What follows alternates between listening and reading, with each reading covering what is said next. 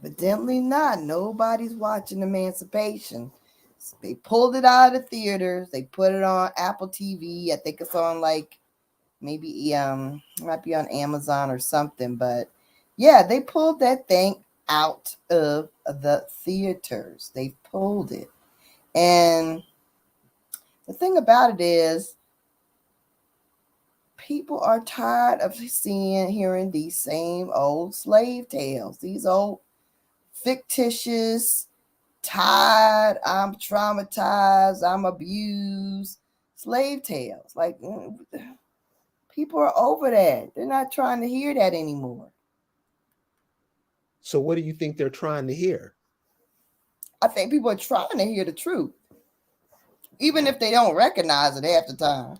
I think people are trying to hear and see the truth, even though a lot of times we're not paying attention when the truth is right in front of our faces. They want the truth. And when they are able to take the time to really analyze and look at things clearly, they see that a lot of things that are being presented to them, us today, are completely fictitious.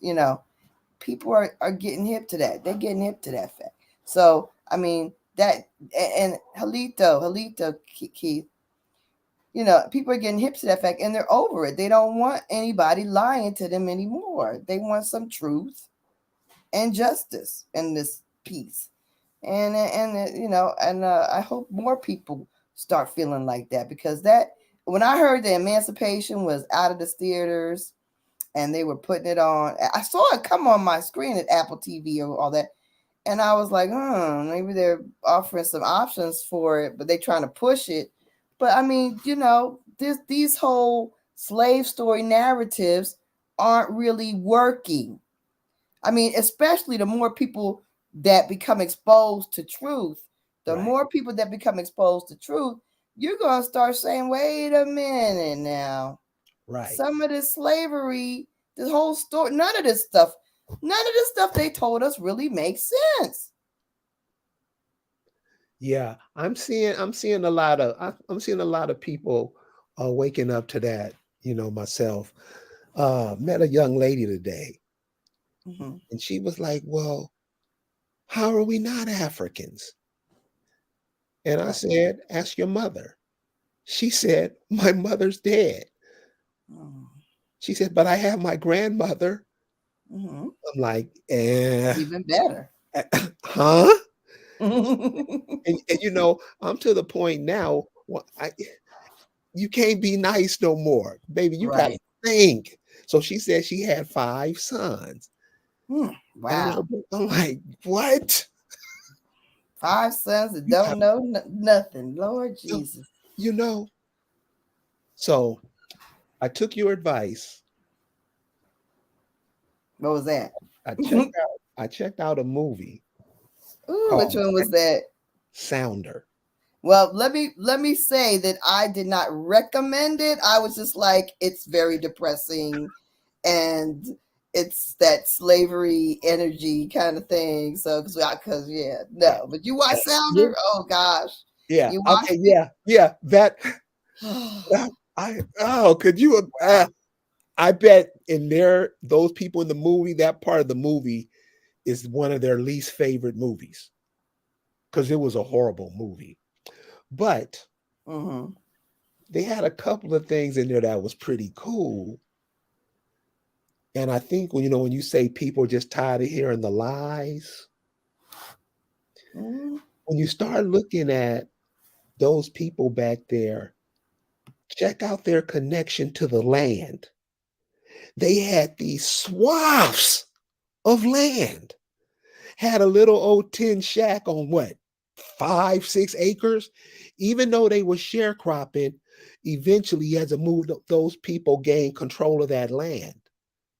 That land is still down there in all these places today. But our focus has been taken off of that and put elsewhere in the Middle East, in Africa, all kind of dumb shit, you know? And it takes the mind off, or takes whatever they're thinking off what is theirs. That makes sense? Really does.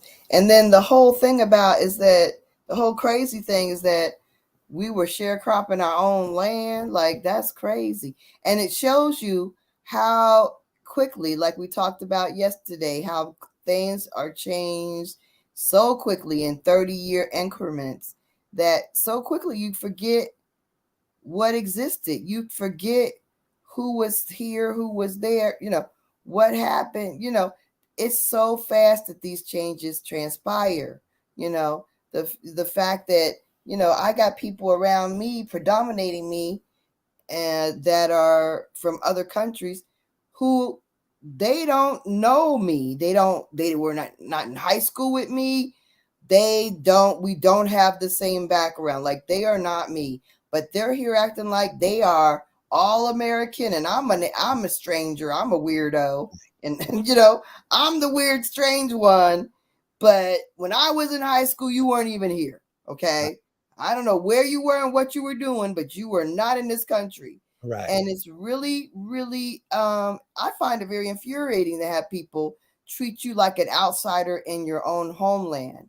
And I think more people are starting to resonate with that. Like, no, I don't like this feeling. Like, people are coming in acting like they don't have to even like look at you. They look past you. They don't even speak to you with any kind of like, decency.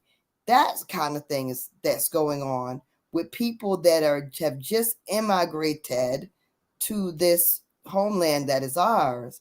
And then you got all these overseers trying to make you a foreigner, constantly trying to make, oh, emancipation. Yeah, you was a slave. That's all. We never learned. And then you got reparations groups trying to make it like, oh yeah, we weren't allowed to read and we could lies. They're perpetrating lies as if reparations is based on you being the most downtrodden, daggone, entity on the planet. Like you got to be completely devastated and demolished to receive reparations from this United States corporation. Are you kidding me? They're not giving you nothing, no how. Right. So why are you trying to denigrate your ancestors by acting like, oh yeah, well they never really had any kind of jobs. They didn't have any kind of skills really. They were all mostly unskilled. I can show you a damn website that talks about that. It's really crazy. But anyway, that's what they do. That's what they're doing. And I don't know what that was. But what we need to really beware of these overseers. These black overseers are problematic. They are horrible. Horrible. Yeah, they are the And real deal problem in this piece, like for real. and here's an example of how they use a lot of our energy against ourselves, because a lot of these overseers, they aren't Americans. They are those people who came from the other side of the earth too. Right. They're those people who showed these people how to get here. Right. And many of us, and they're females too. It's on both sides. They play the man and woman like the side of, like a coin. Mm-hmm. That's We right. better start understanding it and really start asking people like, who are you? Who you are? Who are you? Where do Right. people from? Right. Where people cross paths? You're really going to have to start asking questions, that because if a guy comes in a nice tie, women are throwing their panties at him because he got the money. And history have shown us that shit don't work. All you can do, and all that those who have done that and those who want to do it, all you're going to do is give it away so you can have some other cheap shit that they made. There's houses full of junk that we have bought other people's stuff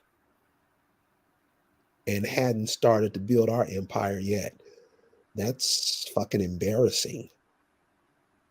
So We got to start looking at things in our, our way. Education, health, wellness, uh, uh, making sure everything seriously, because we're consuming the world's goods, and the world is coming over here stomping us in the face while we munching.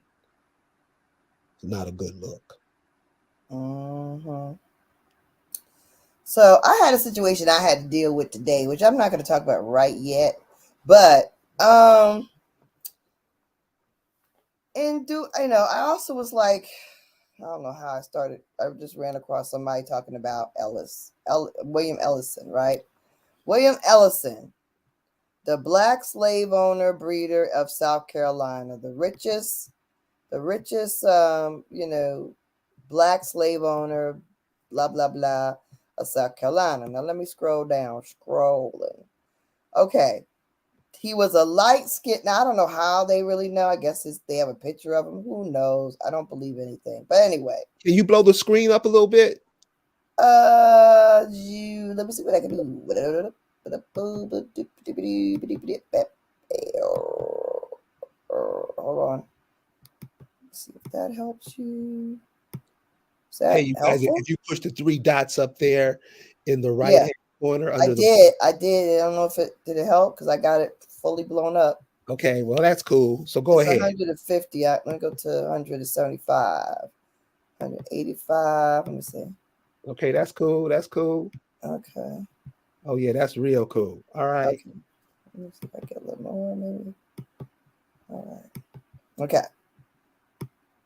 So the story of the black slave owner and overseer in South Carolina. Now he was light-skinned black man who was a product of his white slave owner and enslaved black female. Which okay, I don't know. This No, listen. why they gotta make him a white man? Gotta be in the story. Like he don't have to be in the story. And see, this is what it is.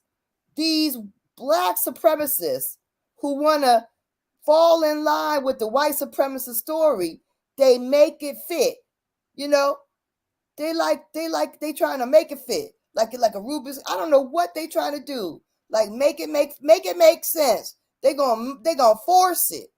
Square peg, round hole. They gonna force it in there. Okay. That's right. He was the U.S. cotton gin maker and a blacksmith and but no, this is what they got to add. Former African. Okay, first of all, he got to be African American slave. He an In, African American slave. in 1790. Born in 1790 in South Carolina, where you got folks that are down by law claiming they from Africa. I'm a Gullah, and I know I'm from Ghana. What the fuck? They are claiming like they want to slap you. I saw a girl doing a TikTok talking about, I'm so tired of these people trying to appropriate the Native American culture because I know that I am Gullah and I am African and I know what I am. And yeah, I'm not trying to appropriate anything take anything from the Native American people, and you need to stop it. It's hurtful to them. This sister was sitting up there with her daggone almond shaped eyes, looking nothing like a daggone Nigerian guy. Anyone from guy. Where they saying they from? I don't care.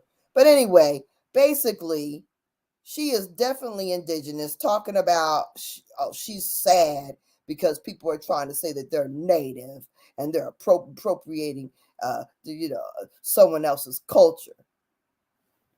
She knows she's from Africa. Stay away from the Gullah, she said. We know who we are, where we're from. But bitch, sorry. Let me calm down. I forgot where I'm at.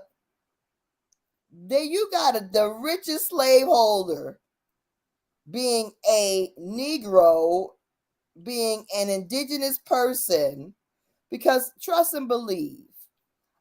You born in 1790. you're not gonna go from 1790 to be dying in 1861 and becoming the richest slaveholder with all these different other skills, gin making, and what else he was doing a lot of stuff, gin making, blacksmith. So he had like 3 different careers and was a slave breeder. Wait a minute. He was a blacksmith, a mechanist, a machinist, a carpenter, reading, writing. Okay, what? How are they doing this? How are they saying this? That he did, that in 1802, he began an exceptional 14-year apprenticeship along with local gin maker. No, along with his local cotton gin maker, along with his damn daddy, who was not white. While slaves sometimes acquired skills, they typically remained unskilled all their lives. That's a lie. Why do they lie like that? Why do black supremacists want to be struggle? They want to struggle and be downtrodden, and they feel like that makes them more acceptable and real. That's what a slave does. They want to fit the criteria. Oh, they typically remain unskilled. Even if you are a farming, you are skilled, niggas. Okay, you're stupid. Okay, farming, everybody can't farm. You will kill a plant. Okay, everybody. It is skilled labor. It ain't like your daggone, I don't know, folding envelope. I don't know. It is a skill. Okay. Folding envelope. So I don't know. I'm just saying. You gotta know what you're doing out there, and when you producing. Yes, when you're actually nurturing plants and knowing the weather and knowing how far to put the seeds in and knowing how, weeding and all that, and what to tilling and this and that, what the soil content needs to be if it's going to be right, what you got to add to it, all that kind of stuff. I mean, come on now. You look at the. Wait a minute, y'all. Come on. Let's just read the list of what this man they just found. They probably ain't even telling all the stuff he could do. He probably like, I'm a painter, I'm a sculptor. You know what I mean? Like if he's listening to the conversation, he'd be like, yo, Lisa, there's other stuff I was doing. I mean, he would probably interject. But I'm sure they're saying the craft of gin making, he knew that. He also required the skills of being a blacksmith, a machinist, a carpenter. Now, just a blacksmith and a carpenter is a lot. But then you're also reading, writing, and okay, so that means the brother spent time in school. So when was he a slave? When in all this, all these skills, was he a slave? When was he working free for what? During his let's stop you. April visited outlying plantations and did repair work there. During his free time, he worked for wages. His free time of not being a slave, he got paid. Is that how that works? Oh yeah, nigga. Yeah, I know I paid like $500 for you, but in your free time, you're gonna go over here. Oh, just do what you want on your free time. I don't care. Make money, slave.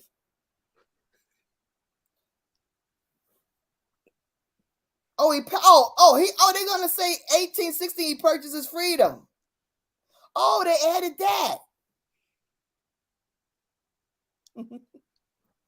So these are the stories that are fed. And then they said in just a year's time, he purchased the freedom of his loved ones. Now, y'all know how ludicrous this is because he was born in 1806. By the time he was 16, by the time he was 14, he purchased his own freedom. How are you going to earn that much money? Somebody as skilled as he would cost over $1,000. All them skills? You gonna purchase your freedom by 14? No, they ain't gonna let go of you, nigga. If you're a slave with all them skills, why was he reading, writing, and arithmetic and he's a slave? None of this makes sense. And yet, Negroes write this today. These African Americans write this and expect you to read it and believe it. I'm sad and confused. Well, why are you confused? We got to stop believing these people and we got to call these mother suckers out. It is time up. Time up. Hashtag time up. Hashtag land back. Hashtag stop lying. Hashtag cease and desist. This stuff has to end. It has to end. You see how they doing? He purchased his loved ones. Y'all, okay, what was the price of a slave? A wife who was a cook or whatever would cost like $300 some, maybe $400. Okay, a kid would cost anywhere from another $100 for a kid or something like that. $100-$200 for a kid. What the world? So they're saying that somebody 14, he was 14 by 16, by 18, 17, he was only 15. 15, he purchased, he freed his love. Come on, that's how much they lie. And they look like idiots. Reading is fundamental. You must comprehend what you're reading. And baby, this no comprende. And a lot of us read this stuff and then regurgitate it back on us like they know some knowledge. And you know how that sounds. Okay, look, y'all. All these skills he got by the time he's 15, and they're going to sell him. They're going to let him buy his freedom. Like, oh, yeah, you're a worthless piece of trash. I'll let you buy yourself free. You go and work. I put all this training into you, and I'm just going to let you go free and make money. African. That's like you got yourself a nice whatever BMW or whatever. You got it all pimped out like you wanted, custom seats, Louis seats. I don't know, whatever the dumb people like to get. But anyway, you got it all pimped out the way you want it. Added all these extras to it. It's got a big screen, two big screens in the back. There goes sound system that's crazy and stuff. And then you're gonna say, you know what? I'm just gonna let this go in the parking lot. Here. The first person that comes along, I hand him the keys. That's what that's like. You invested all your time, money, got it just like you wanted, and you just said, oh, let me give it away to the first person that comes along. Just give it to them. Sure. Or, here, you want this card? Just give me what you think, what you got in your pocket. Whatever you think is. Because there is no way a 14-year-old who was put all those skills into him would be able to purchase his freedom and those of his loved ones at the age of 15.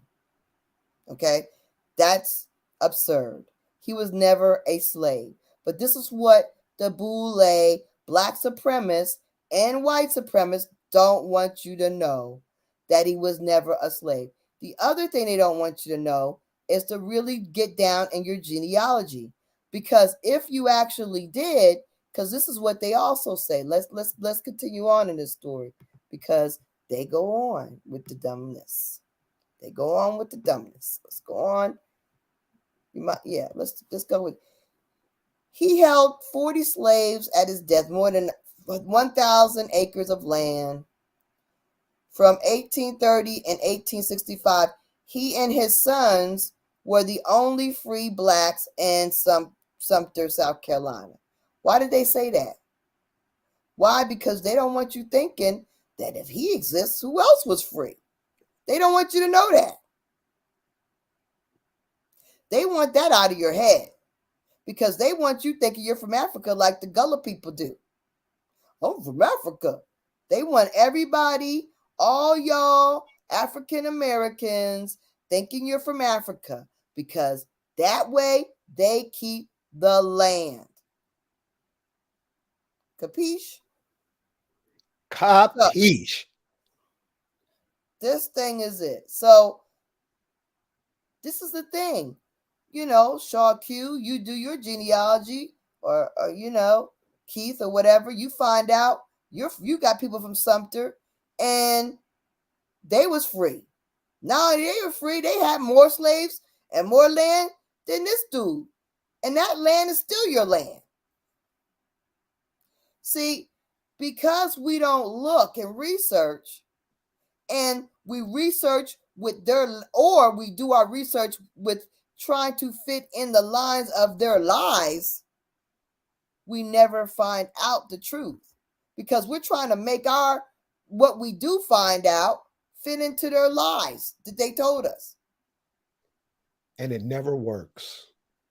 Well, it shouldn't work, because the fact that somebody actually authored this tall tale and put up a website and think it makes sense is embarrassing to me as a human being.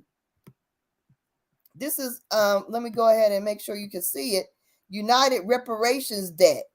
Yeah, you trying to really tell a lie to get paid. It's going to turn out bad, because the story's a joke. Like you just said, how you just broke that down. That whole slave story can be broken down with ease. So when nobody should think this makes sense. No one. He's reading, writing, and arithmeticing, and they're gonna say he was a slave and bought himself free, and because they trying to make it work, right? Because the time he needed to have time to amass all this stuff. Well, how did he anyway? As a slave, even starting from a slave? No, he's coming from generations of people who had money. He ain't the first money man in his family, and his money man and the money people were not white either. They were Indians who had land and who always had land. And that's the story. I'm sorry, but you need to stop lying, okay? Because you cannot fit people into this. See, you want to get paid for being a slave because that's what they said. Then you wonder why won't they give us? But why? Because it's a lie. They made it up. They made it. It is greatly exaggerated what they told you. You believe, and you've been vastly misled. And the majority of them just got here in the change of the century in late 1800s, 1900s. That's when they came. And a bunch of these daggone black supremacists that are still here getting in the way and causing problems, they're the ones trying to keep you from finding out the truth. That's why they work so hard to put up websites like these to make you see. Joseph Patterson, you are a jerk. I'm going to search you out. You are a crazy lying idiot. And I'm going to search you out. Maybe you're slow. Maybe you've got health problems. I don't know. I don't care what. But there's no excuse for this kind of idiocracy. And people are referring kids to this as they're using this to do their book reports. They're going to places like this today, going present things in school. That's crazy. This makes no sense. We teach things, we take things in, and it makes no sense.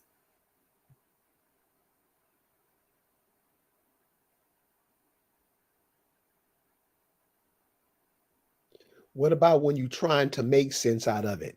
Then at the end they give his master credit. This master had passed on social capital by apprenticing him to learn a valuable artisan trade such as gin making, at which Ellison made a success. None of this makes sense.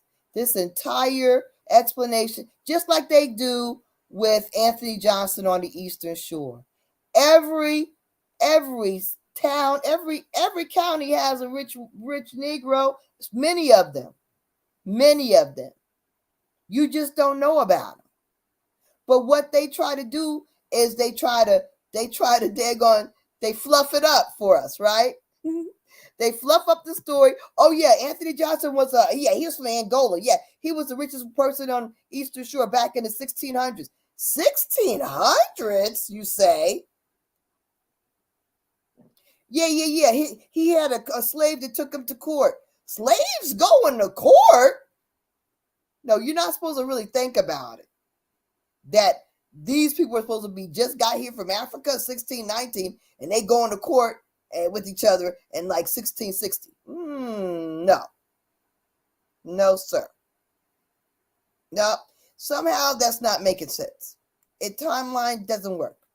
First of all, that doesn't work. It just doesn't work. Even, guess what? If you really think about it, let's drum roll, blah, blah, blah. Okay. 1619 don't even work. Why? Because John Smith's folks, all them people in Jamestown was starving. The starving time was in the 1620s.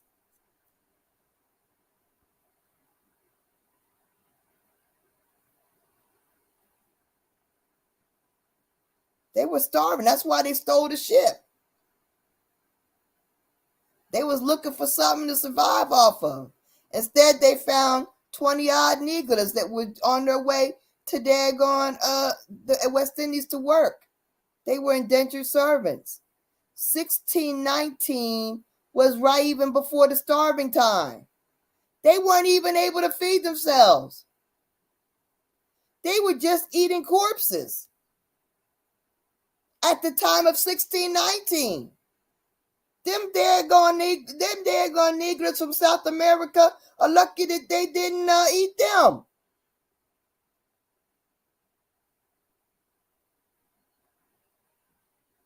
Keith Cobbs, I don't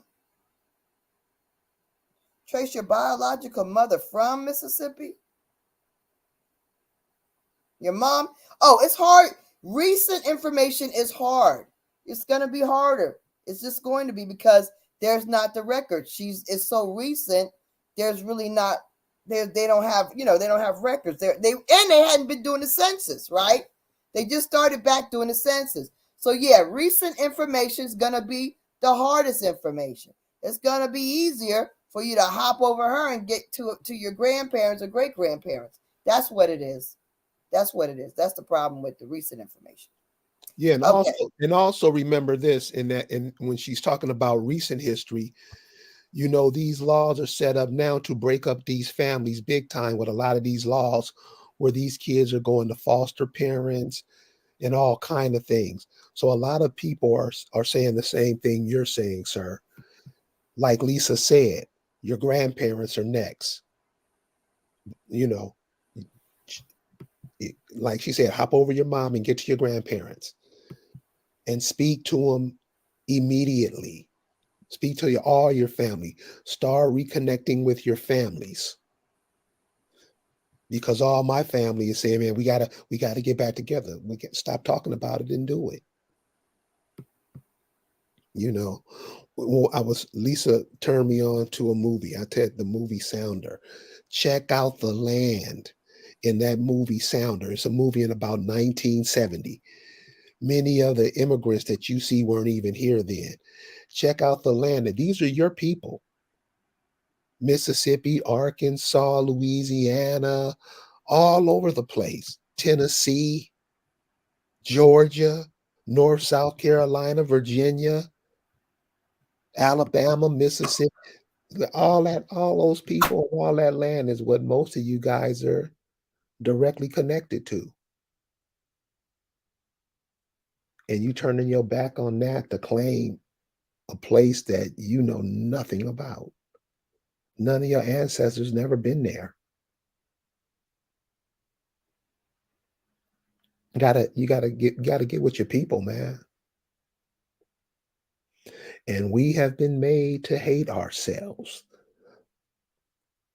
Our brothers and sisters, yeah, of course, but the number one thing is to make you that don't even think that you're nothing. That's why you're called black. Because you're nothing. You try to take it and try to make it some word that it's not. And it always backfires. And you never get it and just never change. Be what you are. Be what your melanin is worth. You say it's $9 billion a gram, right? Then be that. What's going on with Sumter, Lisa? That's close. That's Sumter. You have what? Sumter, Alabama. You have a Sumter, Georgia. Sumter, South Carolina. So, when you study, this is just something to throw in, something to chew on when you're doing, your genealogy searches and stuff. You can tell this is a city by the lines and street carved in the city. But in older maps, those cities won't be there. The people who live there, what they did, how they lived, what they grew. You got to check out those areas. That's why we say check your families, get with your families. Where are you from? There's some things that you can do that was done in your people for hundreds of years, thousands of years. You have those same skills because they were passed to you. But when you act like you not those people, when you act like you something else, that leaves it open for other people to come swipe your land right from under you. And this is what these black supremacists are doing. You got to see this. You got to see this. All these cats coming telling you some bullshit, and you just go for it because they cool, they talk cool, they talk sweet, and nothing they say, and you can put me in front of any one of them. Nothing they say makes a bit of sense. It's to confuse you and pimp you out of your money, right or wrong. If I'm wrong, I'll apologize, but I ain't. So what Sumter is this, Lisa? Where'd you go? You muted yourself. Yeah, it's in Sumter, South Carolina, where Ellison was from. Mr. Ellison, Sir Ellison. And you can see it's by the water. And this is the thing. There, there's more. They want you to think that these people. Oh yeah, no, it's just this one Ellison and his kids. That's it, his sons. No more, no more. Don't look anymore. This is it. He's the only one, right? He's the only. So what did his sons do? Marry white people? What did they marry white people, huh? What Come on now. Come on now. Make things make sense. There's more to Mr. Guy. He ain't the only Ellison. He ain't the only rich person. He's not the only. This thing is all over the country, but we have to look for it.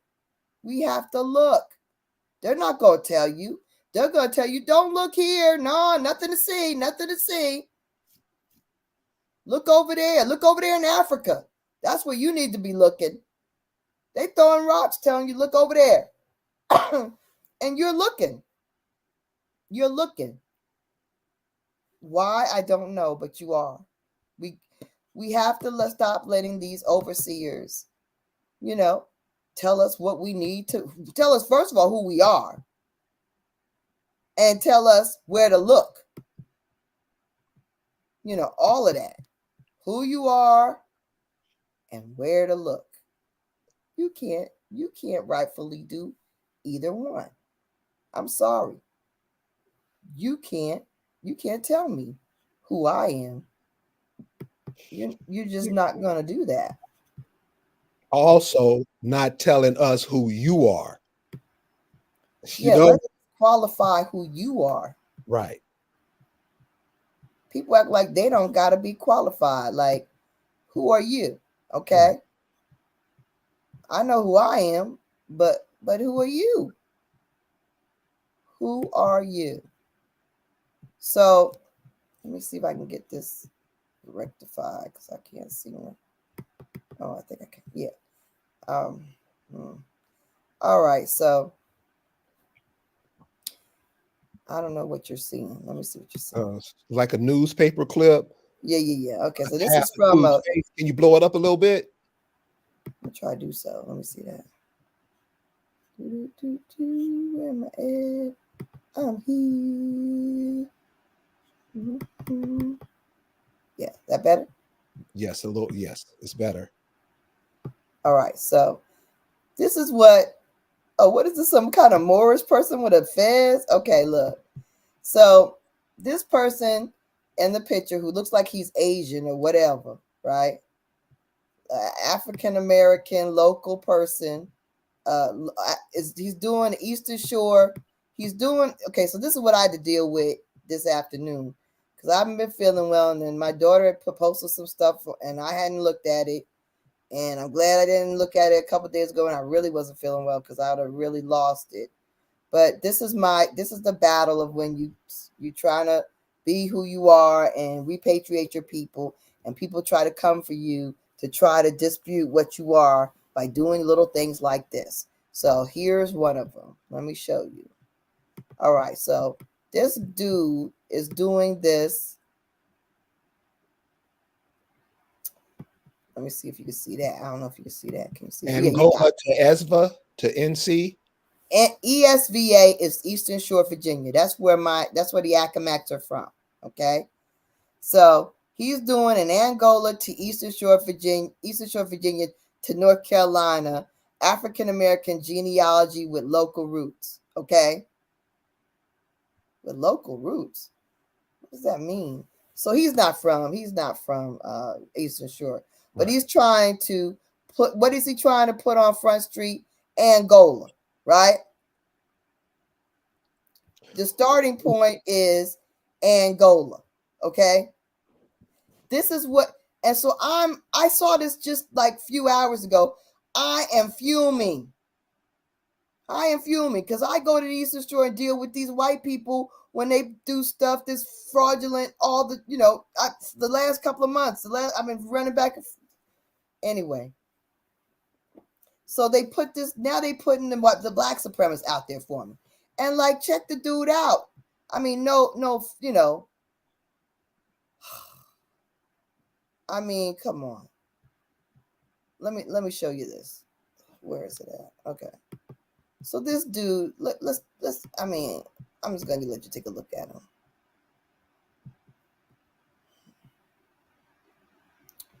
All right. Let me breathe. All right.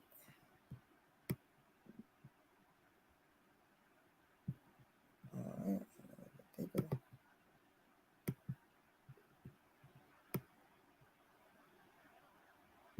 A little bigger.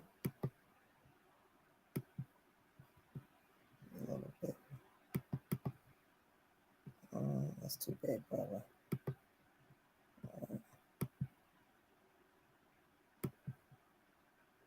That's big enough.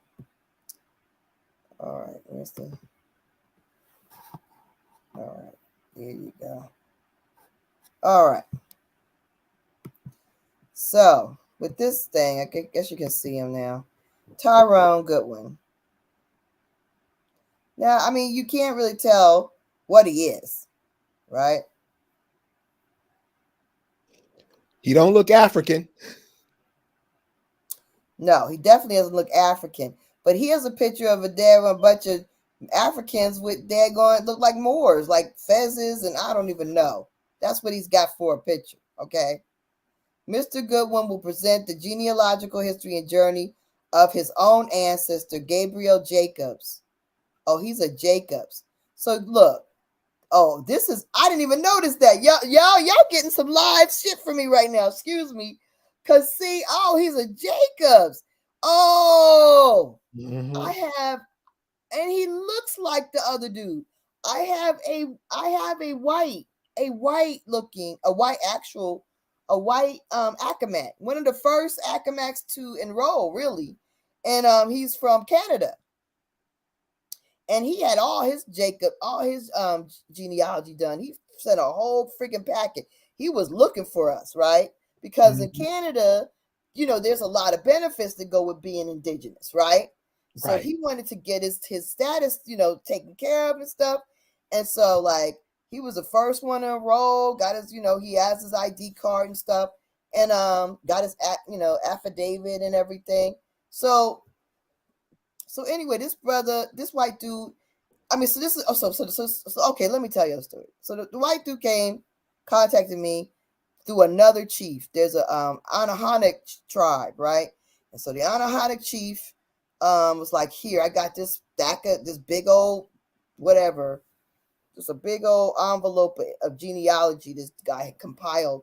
And he was like, I guess he thought he was he was looking for his tribe, right? Looking for his tribe. Went to the Akahanic. They were like, nah, no bueno. And so then the Akahanic historian gave it to me, right? And I was like, okay, he's a Jacobs that was Accomac, and they went down to North Carolina, and then they actually went to Detroit or something. Then they went up to Canada, right? And yeah, he had the documentation, right? And so bruh, the white dude, I was like, look, I want you to understand this. Like the Accomacs are Negroid. Do you get that? Like we're not, we're not Siberian. We're not, from the, we're not that. We've always been Negroid. We are Negroid Indians. Are you aware of this? And he says, yeah. I said, well, okay. He says, I said, well, if you are very clear that your ancestor was a Negroid in appearance woman who was indigenous Accomac Indian, then welcome to the fold, bro. It's cool, right? So now, right, live with y'all, I'm seeing that this Goodwin is a Jacobs.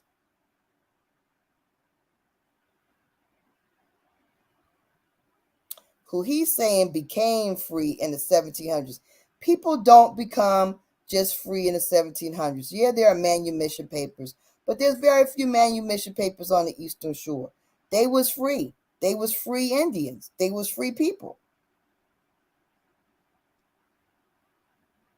And our slavery was like most slavery, or just about most slavery.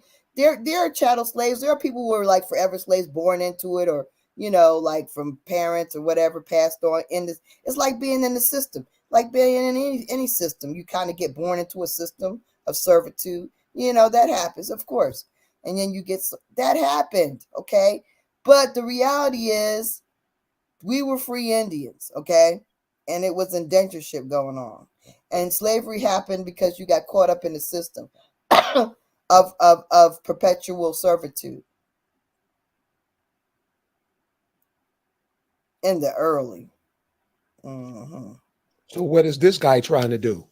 So this guy is saying that he's a Jacobs and his family were descendants who became free in the early. So he's lying about his people. See, this is the thing. He don't have no evidence that they were slaves, but he's saying they were slaves and that they became free. He found them free in the 1700s, and he's still trying to lie and say that they were slaves. That's just like that article I'm telling you. These black supremacists, they support the white supremacist agenda. Why do they do this? They're getting paid. They're getting pats on the back. What is this about? Why? He's probably related to that Black Panther Dr. Carter, because he's all down with the white supremacy. He's a major black supremacist. That's probably what this is from. No, he's not a $5. No, this I don't know what who his people married into or what his story is. This is a man, I have no idea who he is. I don't know what his genealogy is, or except that in this thing that was on Facebook, he's doing a genealogy presentation that's free at the library where my Accomack Indians are from. And he is claiming that the people on the Eastern Shore, by virtue of the title of his presentation, which I'll roll back to it, by virtue of the title of his presentation, this dude is saying that Angola to Eastern Shore to North Carolina. He's saying that his genealogy is starting in Angola. He's claiming that the Eastern Shore people go from Angola to the Eastern Shore. We ain't got no Africans tripping all through the Eastern Shore. That's not our story, okay? There are no Africans. None. We are the people. The only thing we got are these good-for-nothing, daggone, black Europeans. We don't have, any evidence of Africans, tiptoeing through the Eastern Shore. That is not a fact, okay? And Angola did not exist at that time. It was not even by that name at that time. Did not exist. So what he's doing a live virtual presentation at the local library in Northampton Free Library, okay, on this Saturday, okay? And it's problematic to me and to my people. And yeah, he may be related to the people. If he's a Jacobs, he's related to the Accomacs. I don't know what else, other things are in his genealogy. But if he has an ancestor that's a Jacobs, that's an Accomack Indian. And it ain't no damn African. And just by virtue of my white Jacobs, who's already enrolled, you dumb Negro, okay? You dumb Negro, your Jacobs ancestor is an Indian, and I already got a Jacobs that actually went from Eastern Shore to North Carolina already enrolled, and he's white, and he knows that he ain't from Africa. So why are you claiming that the Jacobs were from Africa? You jerk. I can't take it. I cannot take this. This is what I have to deal with. Okay, so, this nigga. So anyway, I found this man. I found him on Facebook. Y'all. Found this Tyrone Goodwin. And why he's probably being supported by these white folks to do it, because they're trying to it's genocide. When I have a lawsuit based on my family history being Accomack Indians, and then you got niggas going around saying Angola, African American, it's genocide against me, my people, my ancestors, and it actually is destroying what I'm doing. It is actually decimating my ancestors. And he's actually disrespecting his own ancestor. Clearly, Jacobs is an Indian. Let me tell y'all, this is so fucked up. And I can't believe that I saw this on this live with y'all, that he's a Jacobs. Jacobs is such an Indian. Let me break this down to y'all. A white Indian man, a white man from the Anahonics, is how I got introduced to the Jacob line, the Jacob family. He knew this guy had his genealogy that connected him to being a Jacobs, Genghis-Khan, Accomack Indian, or whatever. He passed it on to me. The white man from the other, $5 Indian tribe or whatever, in Maryland, he gave me that Jacob information from from my other Accomack kin folk that I have with Accomack who enrolled. That's in Canada, my Canadian Accomac, okay?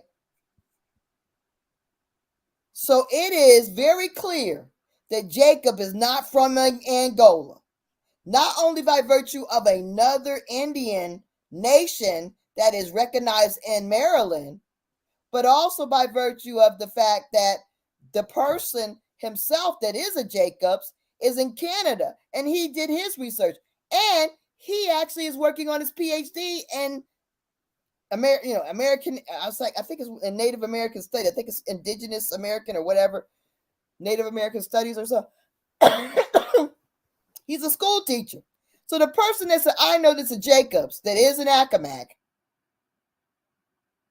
he is a school teacher. He's a teacher working on his PhD, and he knows his genealogy, and he found his Indian ancestor being a Jacobs. And this fake genealogist is going to try to tell you that Jacobs is an African American genealogy coming from Angola. That's how bad the black supremacists want to take you off your land. That's how bad they're working to make you a foreigner. 2 white people I know that Jacobs are Accomac Indians. This one Negro wants to refute all that and do a genealogy session to try to prove that. Oh my God, I may have to take off work and fly up there. Oh my God, I just can't take it. He's a Jacobs. Okay. Shit. All right. This guy's a Jacobs, just like my kinfolk who's in my Accomac kinfolk who's in Canada. This guy even made us our I just can't take people. This is how far they will go. They don't want you to know the truth. And they are helping these greedy global landowners to keep your inheritance away from you.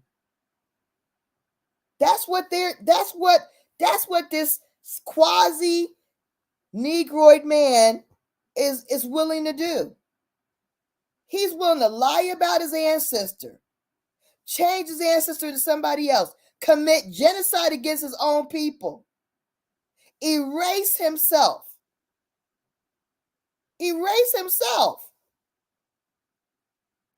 for this agenda for the globalist supremacists. So these wealthy, old, evil, greedy people can keep their land, both white and black supremacists, because they stole your land. A lot of them stole your land too.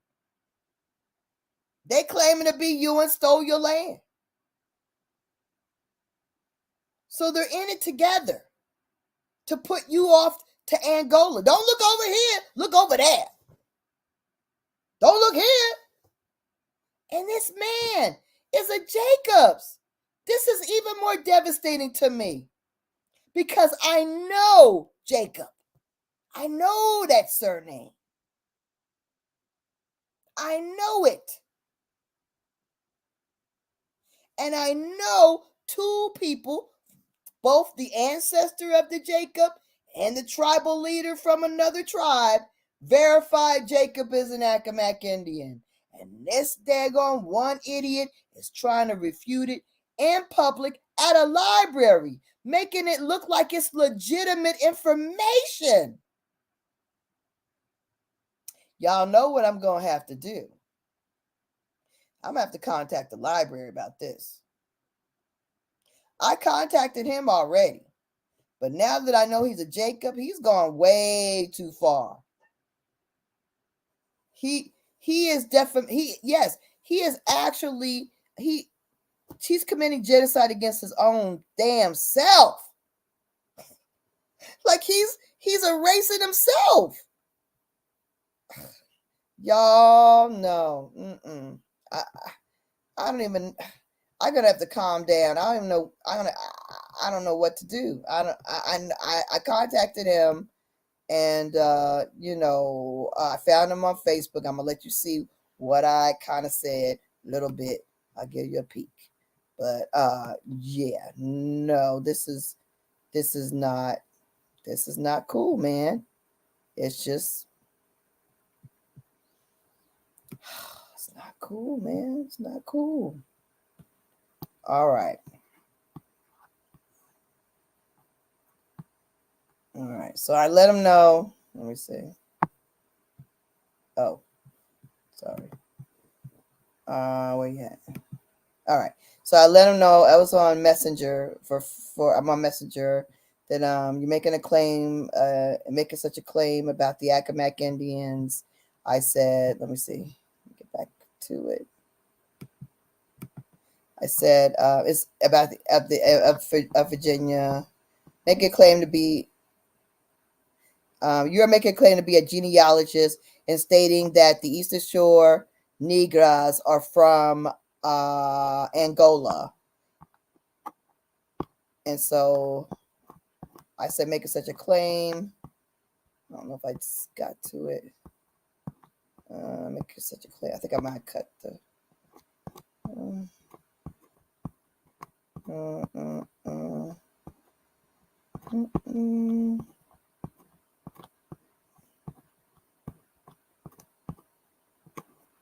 Well, I said something about continuing. I said, well, blah, blah, blah. Okay, let me see. Well, to be, let me go to it. Well, I said a lot of things, but I said that, first of all, Angola didn't exist in 1600 or 1700. I said also, no slave ships were on the shores of Virginia. There is information from the governor of Virginia who stated he wrote Negro ship, and he said the fact the slaves who were traded into the world were American Negro Indians, not Africans. He said there were no ships on these shores at that time, and that had not happened. So for them to sit up there and talk about all this 1619 is nonsense. In addition to that, it was during the starving time. Like, come on now. Let's be real. Then the other thing was, I told him the Eastern Shore Indians are brown skinned with black gross thick hair, big broad noses, and big lips as described by William Strachey. And then of course I cited William Strachey, which I always cite William Strachey. That's what's up. William Strachey is what's up. Okay. Let's see if I can get that on the screen. Yeah, I always cite William Strachey, and the hair being hair is black, gross, long, and the most important thing is the big lips. Oh, I forgot about the color brown, but that's in there. He's got the article. If he blows it up, he's gonna see color brown in there. He's gonna see their hair is black, gross, long, and thick. He's gonna see all that if he blows it up. So he's got that. I said that to him. And then also I sent him the information about 1619 being false, quotes about changing the Negro to African, and really it was Negras because they were mostly females and they were Christianized. So I sent that to him as well. We got, this is a thing. And so I sent that to him. I verified it was him, of course. I said, "Are you the person that's doing it?" I just did I didn't know. I do know it's him, so at least I went not completely out of pocket, but I did go ham on his butt. I went ham on him, but I think I might have to go ham on the library people because this. And you know what? That's what I need to do. Because you know what?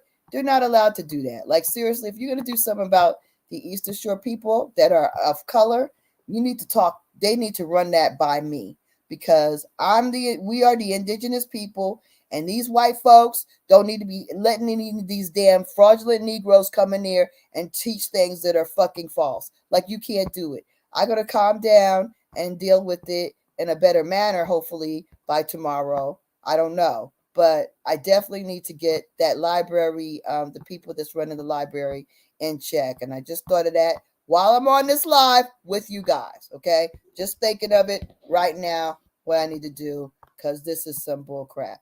I said he claimed to be a daggone genealogist. We looked him up. He's really an IT person, okay? And then he says on his daggone LinkedIn that he's freaking been a genealogist since 2020.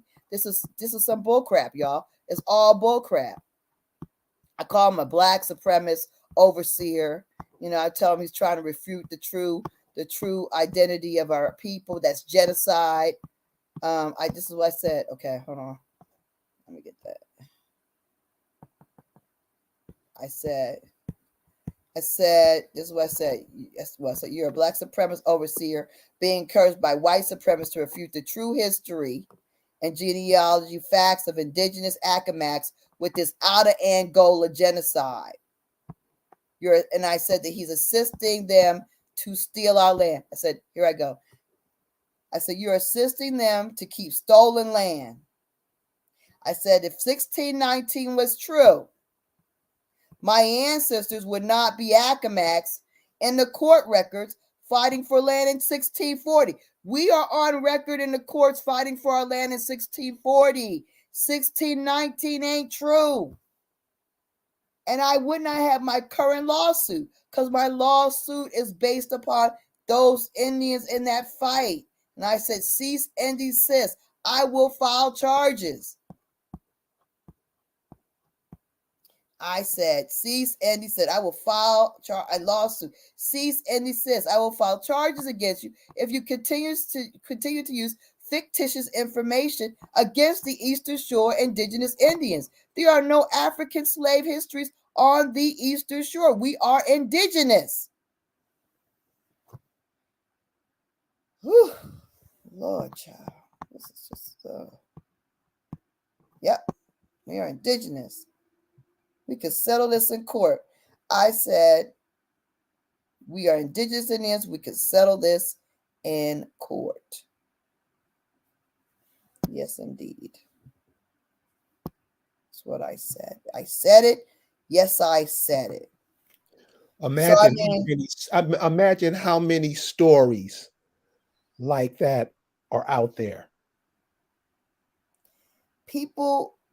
Half of these people that listen to these, they're on these daggone broadcasts, listen to all these different YouTubers, got people all over the place with all kinds of history and inheritances, land, resources, gold, coal, iron, lithium, all kinds of stuff you got, okay, in this country that you don't know about because you're listening to these dumb black supremacists trying to do genealogy and offer you another answer that puts you off the trail. They are like, yeah, go this way.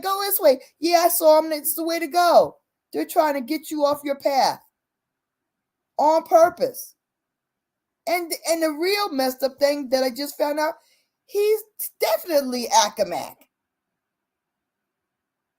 I got two white people to co-sign on that. Since we don't trust our indigenous selves. So I don't understand how you're going to come on and try to mislead all these people. Because see, the people that are going to come to this presentation are Accomac Indians looking for answers. And he's giving them lies. Oh my God, I guess I have to go. I am not going to be able to. Child, I just don't be. Ugh. Wow. I don't know. This is a tough one.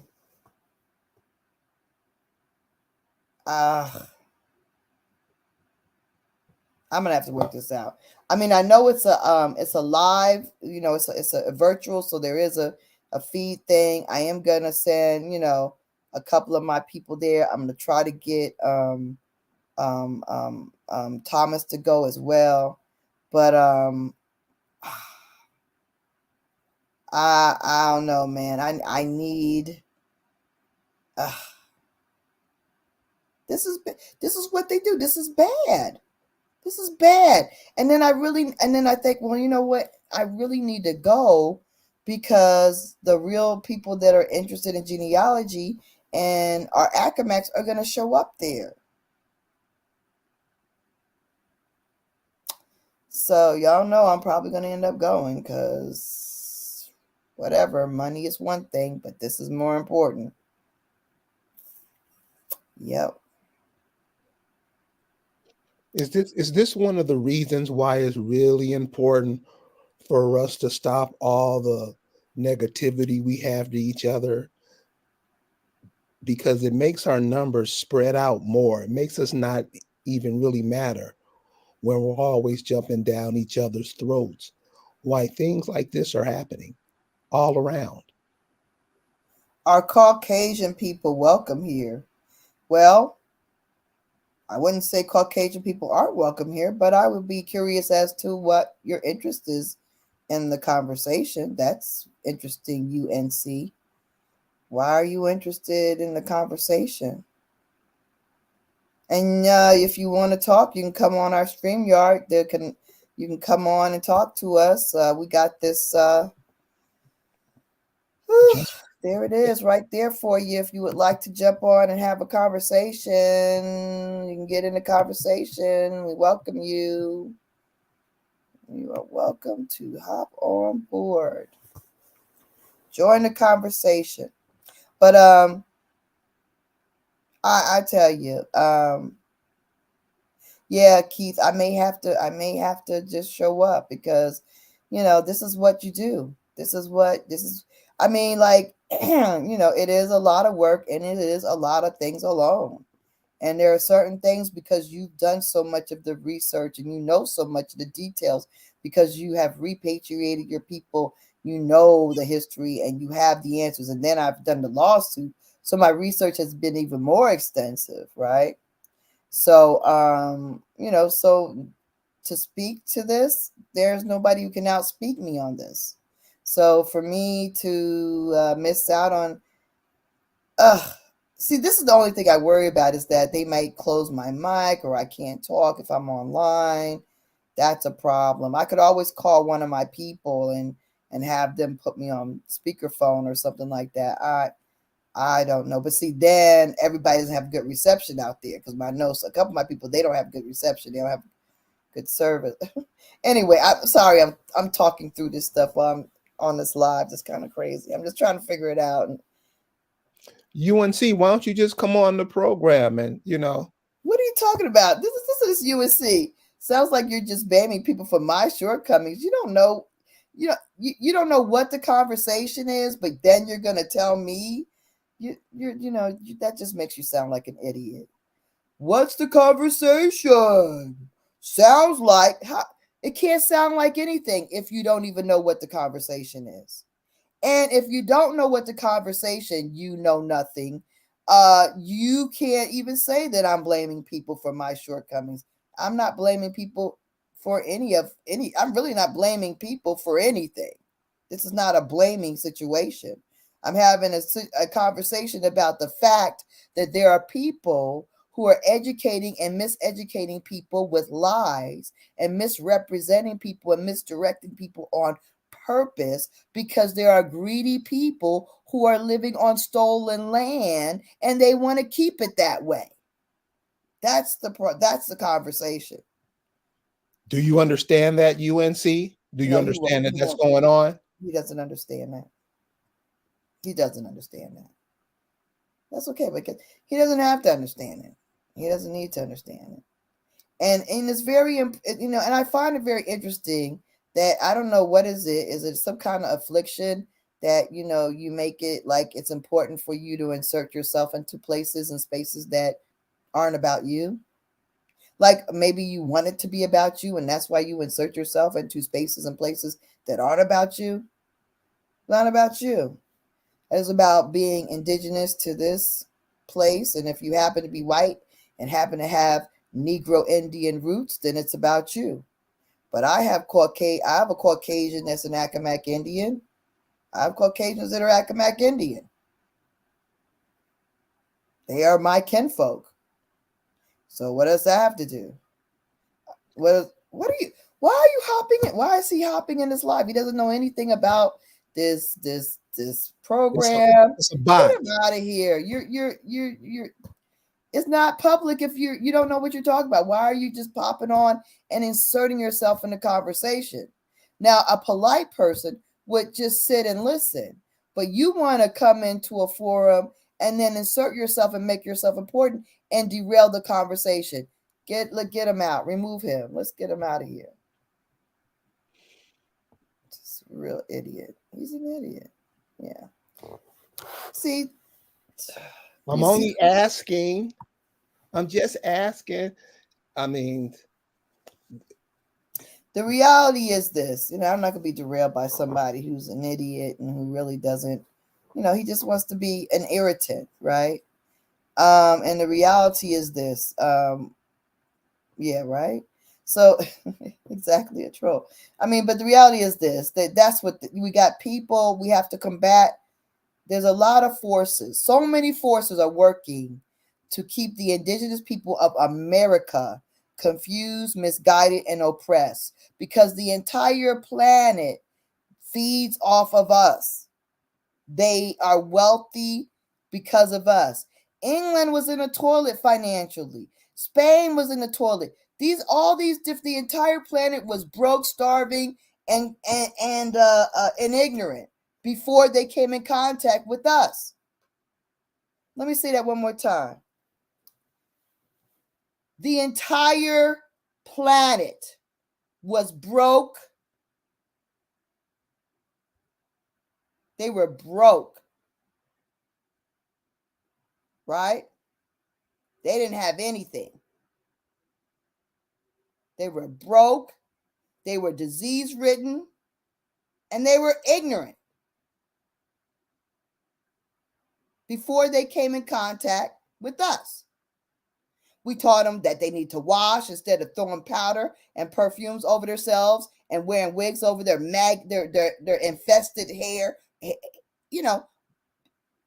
Parasite hair eating off their heads. Wearing powdered wigs and makeup to cover up the infestations. And then we were like, why are you not washing? We bathe before meals, and come on now. And we keep innovating for the entire planet.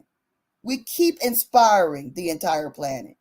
And they keep us depressed, oppressed, confused, and keep trying to keep us off the actual knowledge of where we belong, who we are, and the truth about our origin and history. Because they don't want to have to go back where they came from, and they don't want to have to get off the land that they stole. And that's the bottom line. Everybody who's winning by us being ignorant and out of our daggone natural homeland is about trying to keep it that way.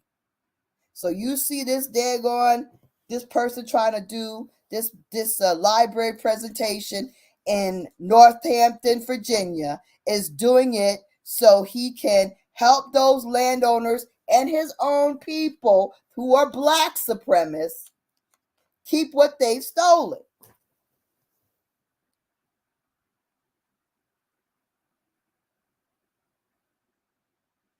He wants to make sure that the people of the Eastern, come on, y'all.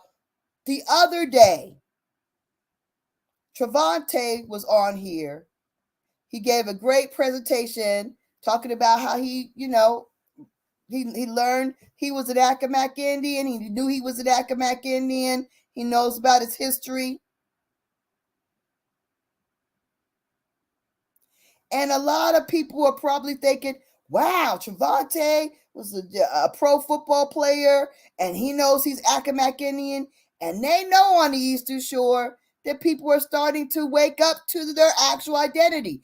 And our genealogy on the Eastern Shore is the richest and most daggone extensive there is, because we got the oldest continuous court records in the nation, starting in 1632. So this Negro who's a genealogist is an idiot. He's up there trying to talk about Angola to the Eastern Shore to North Carolina, when the ancestor that he's talking about that's from the Eastern Shore is verified to be a daggone Accomack Indian. And there ain't no Angola in that history. And there's two white daggone chiefs who can co-sign. There's one white chief and one white daggone Accomack, daggone Indian who can verify this. A white Accomack Indian can verify the Jacobs, and he knows that his female ancestor, who is a Jacobs, is a Negro Indian. He knows that. The white brother knows it. My white brother knows it.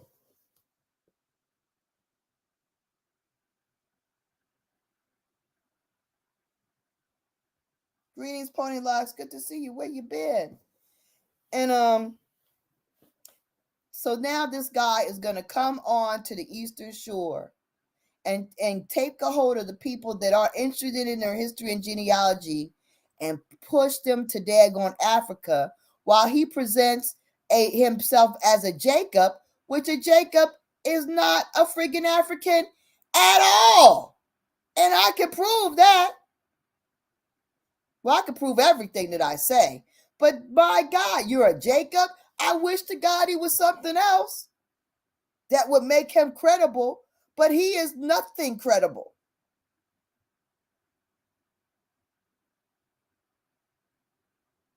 You know what? You know what, y'all, what I might do? Because I'm really very emotional about this. I actually may contact my Accomack that's a Jacobs and have him with his white voice call the white librarian and handle this. Maybe he's the one who needs to tell them that this needs to not occur.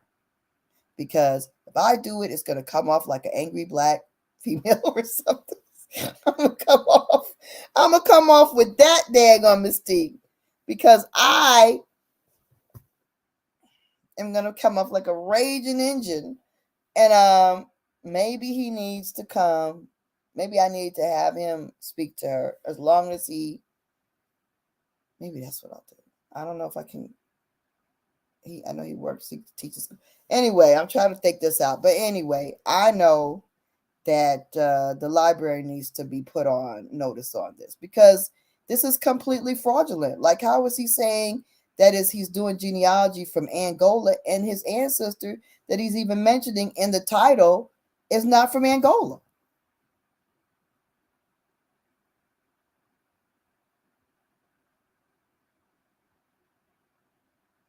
This is how deep they go to daggone direct you back to Africa. They don't even respect their own people. They don't even respect their own ancestors. That's how hard they'll work to daggone keep others confused. And then this is the thing. Being your indigenous selves is the empowerment that is going to change the future for future generations. Because they can't treat you like the daggone dirt African Americans are treated like. They can't push around your indigenous self. They don't have jurisdiction over your indigenous self. But that's why they want you to be a daggone Pan-African or some kind of mixed bag of tricks. Anything but your true identity. Anything.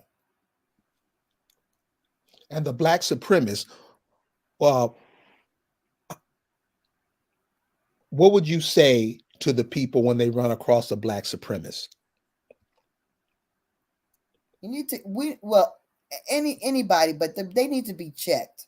When you come across a black supremacist, you need to check them right where they're standing, in person, online, wherever you should encounter them. These black supremacists need to be known. First of all, you need to expose them. I know what you're doing. You're trying to commit genocide because you're trying to deny me being who I am. I am who I am. And you're trying to erase me with your lies. And I won't stand for that. You will not commit genocide against my people, and you will not erase me and make me into something else that doesn't even exist. That doesn't even exist. You do not have the right to define who I am or to tell me who I am. This is what's so crazy, y'all. They letting children decide, I don't feel like a boy, you know? They letting children decide, oh, I don't think I feel like a boy. But yet, if you say, I am an Accomack Indian, oh, no, you're not. We're sending you to Angola. What? A child has a right to tell you that he ain't a boy. He feels like a girl or it or a shem or whatever he wants to be.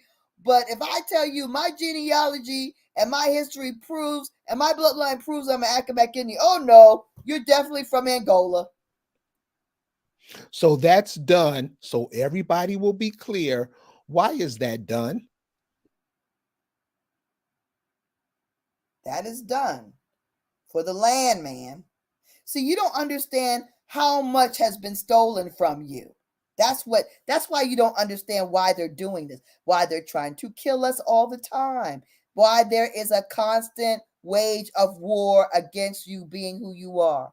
See, what would make this brother that I showed y'all, well, I showed the people this brother that is doing you know, I don't know if I want to show it again. But anyway, what would make, yeah, you think I should put it up again? No.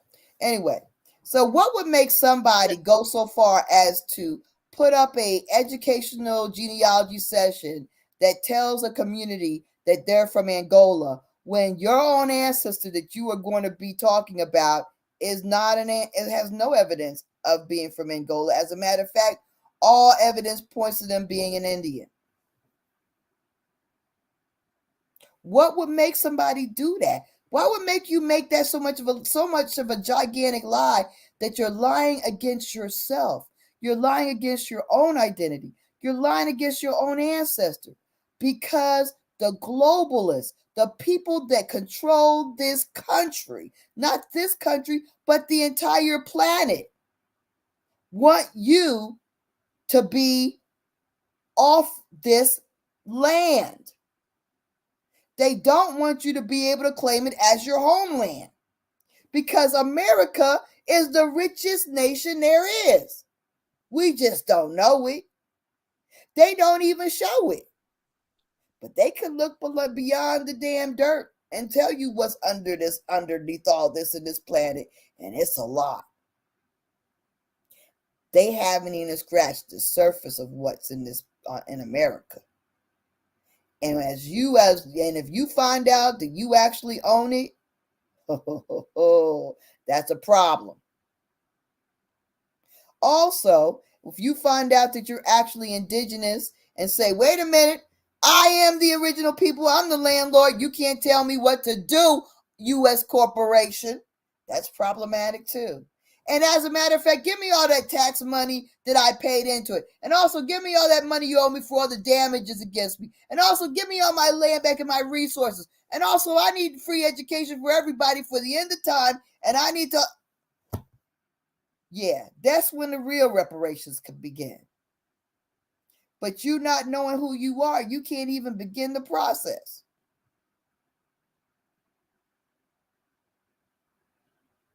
And they are compensating these black supremacists.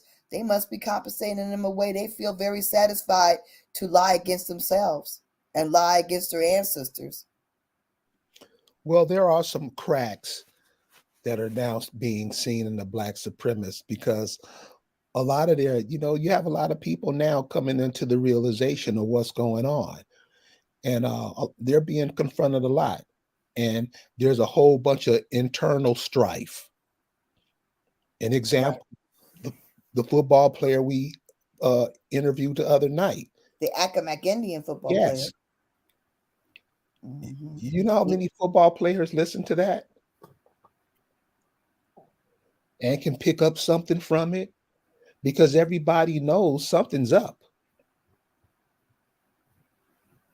Everybody knows something's different. Something's amiss. That don't sound right. Like you said, they thinking. Because that old way, amen, thinking that shit don't work. You see, that church shit is gone. You know, it's still got its few hanging on, but now people are starting to read it, starting to question it. And seriously, in the past 10 years, I've seen a tremendous growth. You're right. Just people at, You, just you would people know because you've been teaching and preaching this for an extremely long time. I'm just doing my part. You doing all that. You are everything, and it's so wonderful because um, it's helped so many people. I mean, it's amazing, and the wealth of information that you put out there, and the body of daggone information is just like it's outstanding. It's outstanding. Well, I get to hang out with people like you, Tavante, get to speak to people who, thinking on a different vibration, looking at the looking at things kind of the same way I'm looking at them. Not, I mean, because hey, there's still, it's more than 50% of people who are still walking around here don't have a clue and don't give a damn. Will fight you explaining some dumb shit they can't even explain. That's Right, where it starts to look stupid. right. You're explaining something, but you can't explain it. You know, Hmm. it's like asking a gay guy, you rather have men over women? Uh, you know, where's the logic in that? Serious. I You know, know if you it if you is. were if somebody created you, your mom and dad,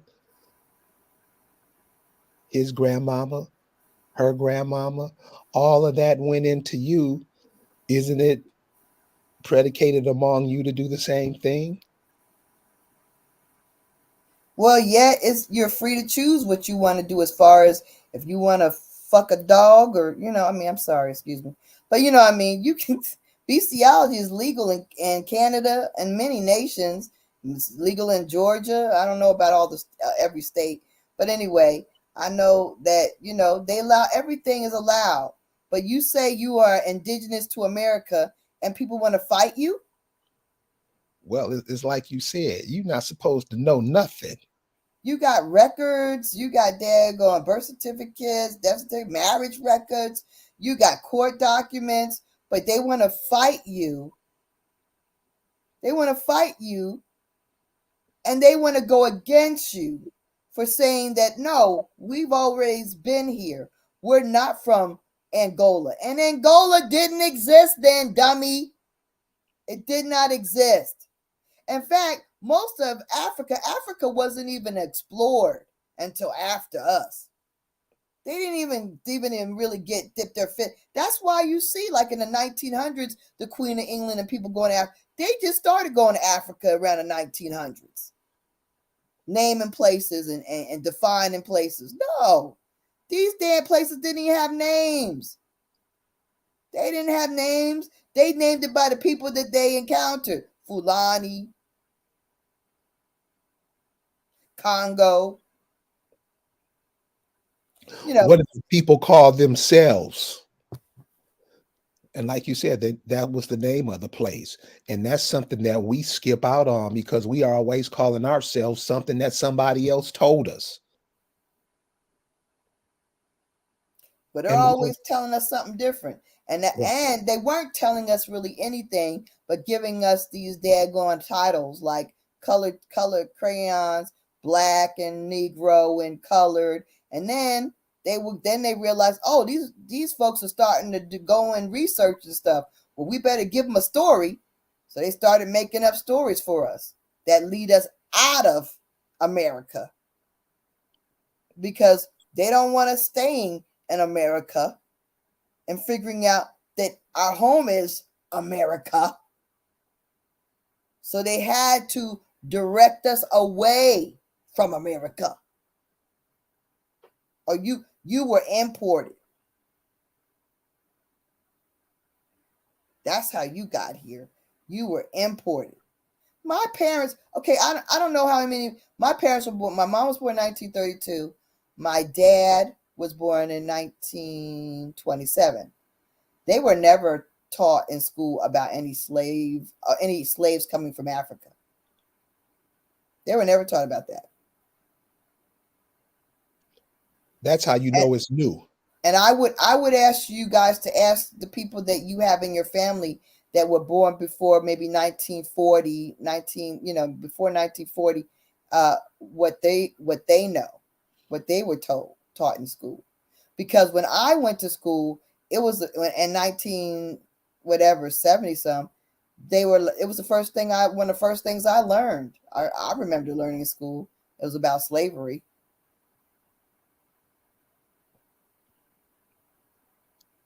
And remember, they teach generations different things to, kind of make build a bigger crack, separating, teaching you African, teaching your mother she's black, teaching your grandmother she's Negro, they Right, keep, breaking it up like that. right. And Basically, yep, yep. just follow that bloodline, baby. Leads you to right where you need to go. It'll do it. Pony locks, yeah, it is a direct aim toward, but that's what they do. It's like I can't even go like a couple of months. Like it's like every month or every other month. They took a break for Christmas.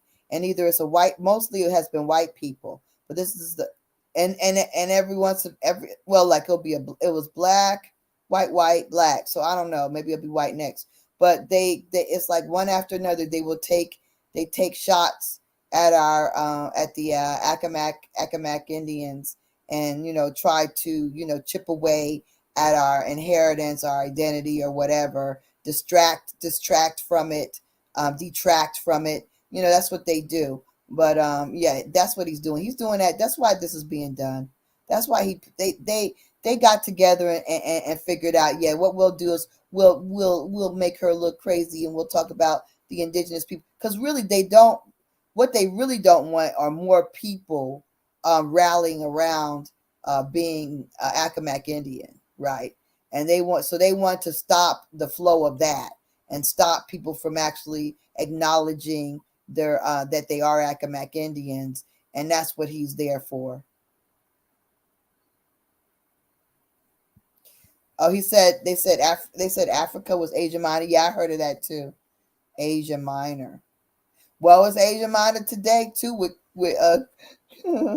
with China buying it all up. So yeah, it's Asia Minor. Asia Minor once again. What was will become what it was. What used to be will become what it is again today. And people are gonna return back where they need to go back. And our homeland will be returned to us, and because it needs to heal. And the only way that our homeland is going to be healed is by people who will let it heal, possessing it again. Because everything that has been done to it has been to just pollute it. Everything that's been done is to make things artificial. Nothing natural. They want to work against instead of with the planet. And then the skills that our ancestors had, they passed on to the local people of any color. We help anybody. That's the way we are. Indigenous people share and give to anybody, okay? But then they turn around and act like they're the experts over us. We know that happens every time. If you work a job, it's true. You train somebody, and by day 3, they act like they daggone taught it to you. I tell you. Well, don't be so sad. You're bringing a lot of shining a lot of light on some things that has been in the dark for so long. You shining a lot of light on it. We need to understand that. Thank you. People will take things that are clear as a day, clear as crystal, and they will make it murky and convoluted to suit what they want you to see. Just like with this thing that I had presented about Mr. Ellis, all right? Mr. Ellis, I'm showing the inside of it, but it's actually about, it's from this website, probably started by Black supremacists, about reparations, Black slave owner and breeder in South Carolina, the story of William Ellis. I don't know why they say he was a light-skinned man. This is very strange. Why is it a quote? Why is the quote not completed either? The quote just is on the he, but then where's the end of the quote? I don't see the. Is this the end of the quote? Oh, it's at the end. The whole thing's a quote. Oh, it's by their founding contributor. Well, their founding contributor is full of crap. Okay. So anyway, their founding contributor wrote this thing up, and it's horrific, right? In 1806, he began an exceptional 14-year apprentice. It's a joke. There is no way anybody could have done these things that they put down that William Ellison did, and as a slave. If he was that talented, nobody would let him free. It would take him another 10, 20, another 20 years to earn money to get him and his family free, because he would cost so much, and his family would be so valuable because he's so skilled. He was an apprentice of the craft of gin making. The man was a blacksmith. He was a machinist, a carpenter. He could read, write, and do arithmetic. Come on now. Yeah, you gonna let somebody like that buy your freedom? Man, he had to make a whole lot of money to buy himself free with all the skills he had. That is a bald-faced lie. It makes no friggin' natural sense. None. And this gentleman is a black supremacist, or somebody who's just very misguided. But I would think he's a black supremacist who is misguiding and misleading people on the road to reparations. Like, you're going to get reparations by lying about your ancestors, lying about the daggone history. That's how this conversation started. And that's how we can sum it up. It's very important that we realize that so many people are trying very, very hard to write and rewrite history. And the way this conversation started tonight, where we were talking about Emancipation, the movie, about with that dumb Will guy who's a cuckold. Okay, cuckold. They call it cuckold, right? He's a cuckold. William Smith. Anyway, William Smith did the movie, the Emancipation movie, and we were having a discussion that the movie was booted out of the theaters because nobody wants to see some scraping and bowing apprentice movie. We don't want to see no more slave renditions. We don't want to see anybody looking all stressed and worn out. Ugh. When we know in reality, in 1860s, we had several universities already going on. Several HBCUs were existence in 1860. 5, in fact, at least three were being erected during that time.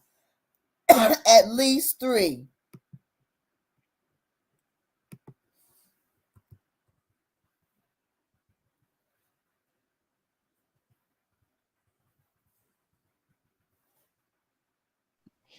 So, what do you think is going to take for people to see that? Because obviously, they're not going to be taught these in these black supremacist schools or by these Boule, Greeks, those type people.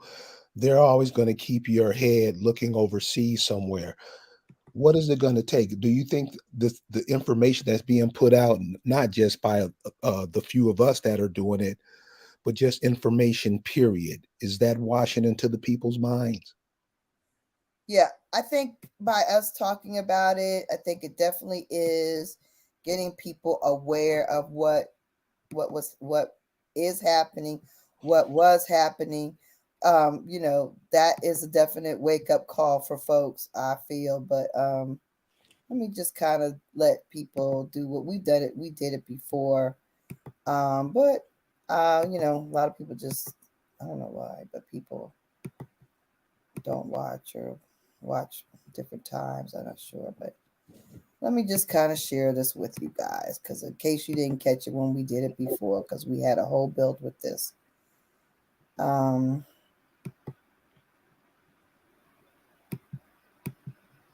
I don't want to go that big.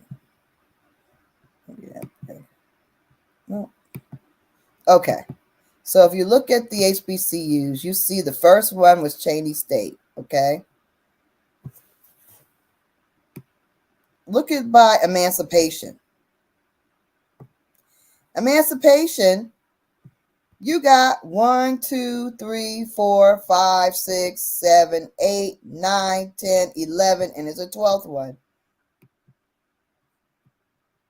12. There 1, 2, 3, 4, 5, 6, 7, 8, 9, 10. 10 and 10 by 16, 1865.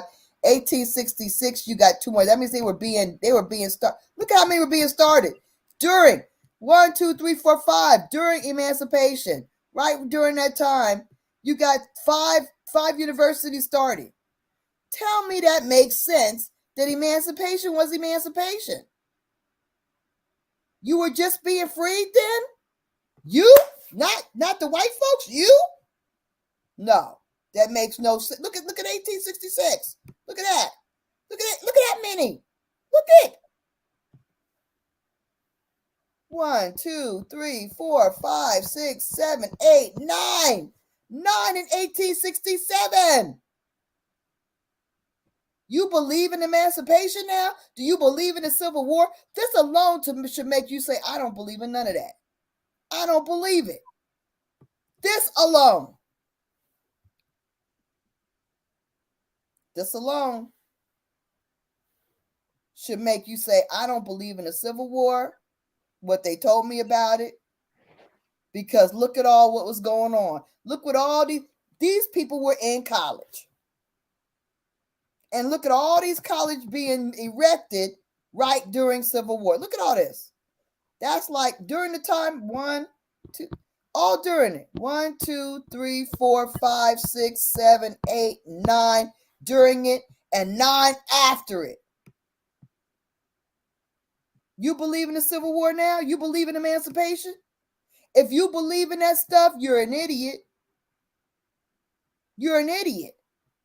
Because the facts cannot stand up to this. The facts refute emancipation is the Civil War as we were told it, just by looking at the HBCUs. Period. You don't gotta look at nothing else. Now we don't, and if we were to research Black businesses and blacks, and not blacks, but indigenous people in businesses and indigenous people in government, and indigenous people in that were owning land, then it really would knock you out of the park. It would knock all this out of the park, because the major and landowners was us. South Carolina is not an exception, neither is the Eastern Shore. They act like that one story about Ellison in South Carolina is an anomaly. It's not. It is the truth. It's what was happening all over our lands here on the eastern seaboard of America. We were the landowners, we were the innovators, we were the business owners. We fell off. You see us now, you look in the mirror, this is falling off. We've fallen off because we were doing it. We were winning.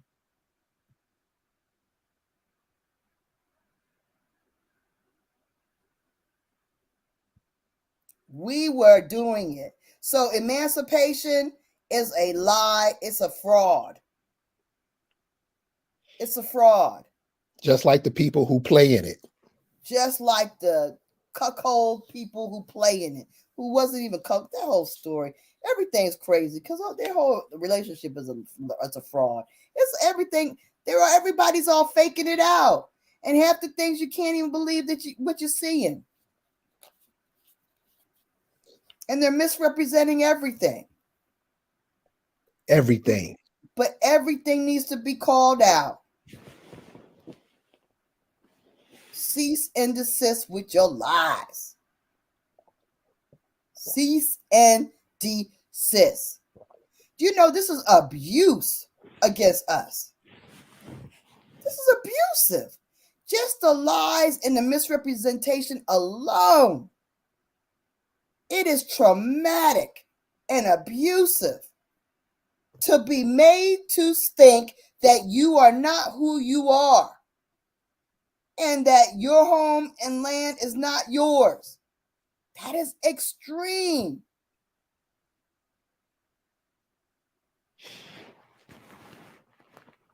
And now they don't have to say it no more. You say it. Mm-hmm. You're adamant about it. Right. Those are fighting words to you. We have to fight our own people on trying to help them to understand themselves.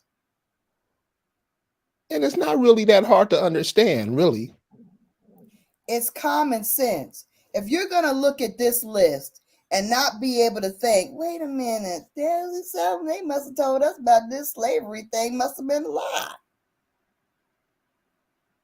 Why did they even need to free us? Why did there need to be a civil war if all this was happening?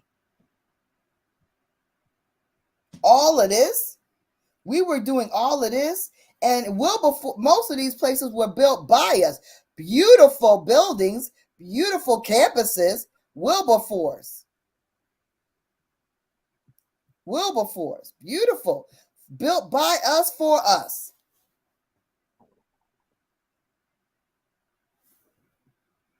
I think if you go look at some of those universities, not only did they build the universities, they made the bricks, they cut the lumber, all of that. But once somebody give you a history or make you believe in one of their fiction stories, make you think your characters in their stories, it'll throw you so off. And it's not the people that when you tell them, because smart people get it. It makes sense. People who refute it and get mad, those are the overseers. And they speak to you in a way where you won't ask no questions. You would just, I just love him. He's so great. Pastor, just great. But you won't ask no questions about nothing. Start asking some questions. In all the areas of people activity, we have all these the teachers in the school, everybody. The so-called Black doctors and nurses. Are you just white folks spray painted black, like you like to call yourself? 200 hospitals at the turn of the century, none now? For real? We don't know that. We don't know that. We don't see. We think, we're doing great now. We can, I got no. And maybe we, see, they give you snapshots of lies, and you believe them. You believe that in the past you ain't had nothing. You was just a slave, and we shall overcome, and all this stuff. They give you struggle history. Struggle slave history, and you believe it. And so by comparison, you think you're doing great, but when in reality, in retrospect, if you actually look at it, 200 hospitals at the turn of the century, majority of the daggone farmland owned by us, and all these inventions and all these universities, and you're trying to tell me we were doing bad and we were enslaved? And Make it make sense. And teaching you and your children that. So Make it make sense. So you see a lot of these kids, they dropping out of school because, there's nothing for them. They get it. They get it early. but we haven't been there for them. Shouldn't we be building institutions that our kids can walk into and build something for the ones behind them? Shouldn't that be done? That's what all the immigrants coming over doing for the people they're bringing over.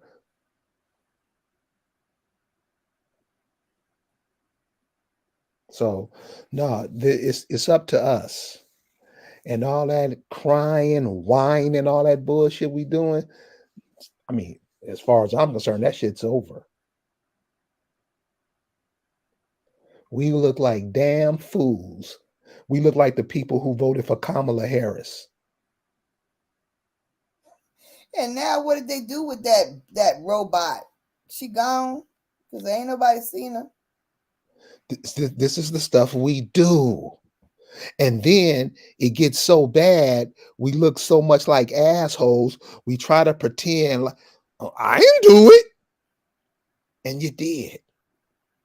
You voted for Barack Obama. How's that going?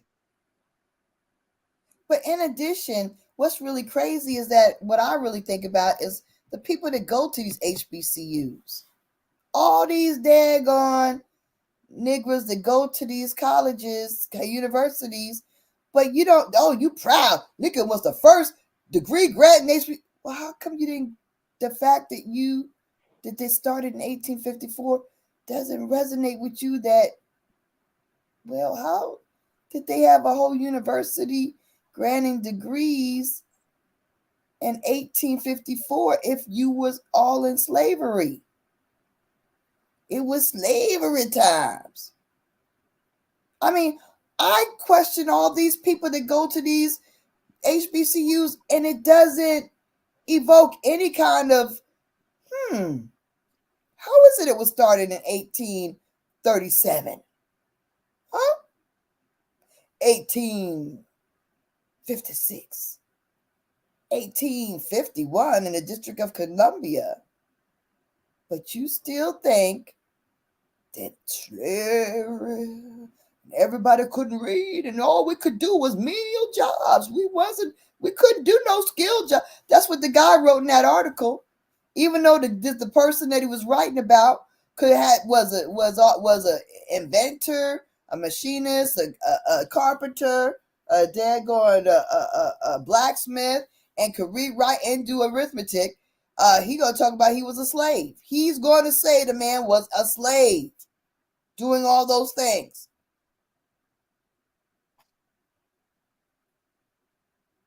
And then we're gonna know that all these universities existed during slavery and still think slavery is that just as the white man told me, that's what I know.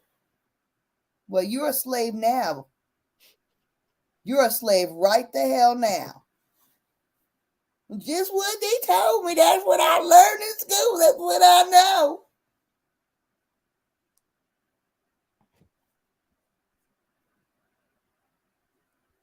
Well, I went to a presentation and the speaker there, he was a very educated gentleman, and he said that the Eastern Shore people are from Angola. That's what I was taught.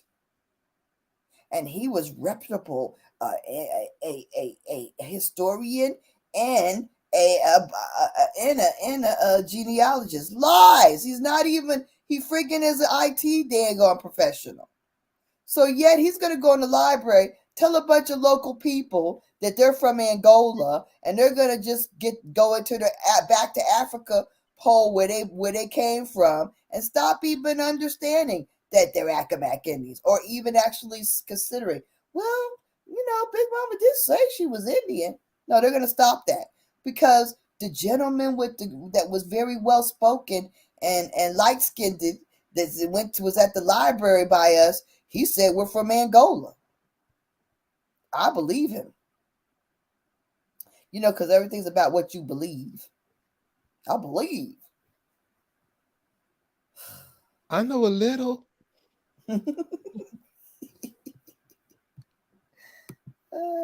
Okay. Well, that's it. I am sorry, y'all, that I kind of let my, hey, I thank you, because I wouldn't have looked at his the flyer that's on Facebook, and if you see that flyer on Facebook, I'm gonna post it and share it, and you're welcome you to comment on his post, because this is a mess. These people need to be stopped where they stand. Okay, this is this is problematic. You don't go to the Eastern Shore and tell people that they're from Angola when it's a lie. Okay, and even your own genealogy you're lying on. So I mean, I'm glad y'all let me vent. Let me get it out.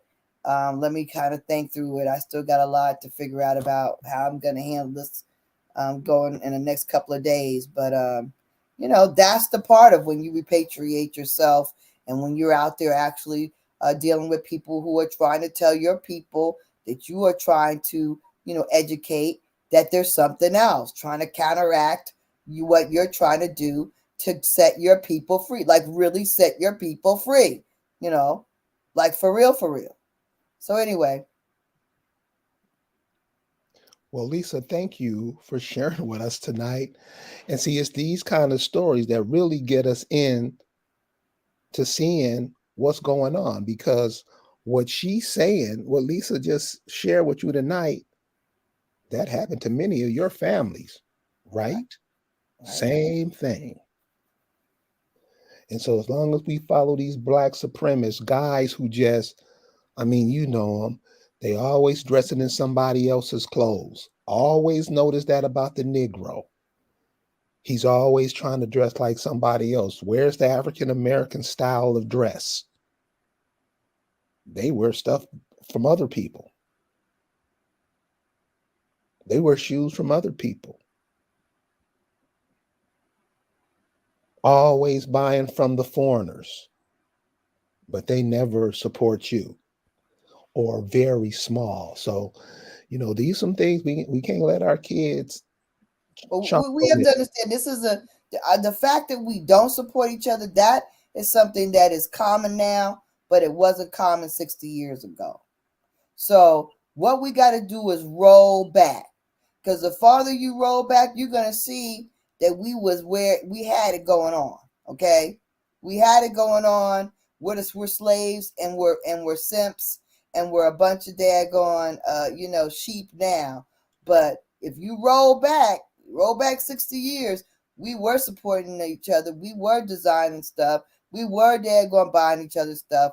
We were helping each other get jobs. We were helping each other get through school. We were helping each other, supporting each other's businesses. We were. Why? Because we weren't, all this integration stuff hadn't made us act like, I can do what I want to do. And all this other do me and all this dumb stuff that has made us not act as a unit. We work as a unit. We work together. That's how we win. All this dividing and conquering has to end. And that's what these daggone blacks are. They come in and they divide up and they try to conquer us. But we need to fight it. We do support each other.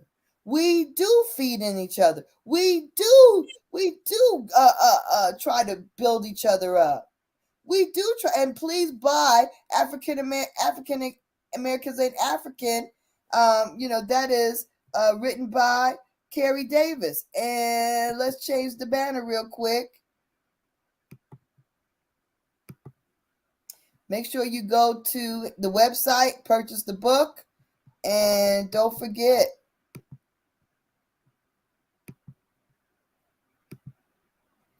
hit him up on the Cash App. Hit him up on the Cash App. Support. This man's been doing this thing for over 15 years. This man's been putting in work every daggone day. He's out there grinding. He's talking to people. And not only that, he is majorly accessible. There's nobody who can say, oh yeah, I tried it. He wouldn't talk to me. He wouldn't know. He gives everybody his ear. He gives a listen to everybody. He's a fantastic listener. And he daggone gives people a chance to speak like myself.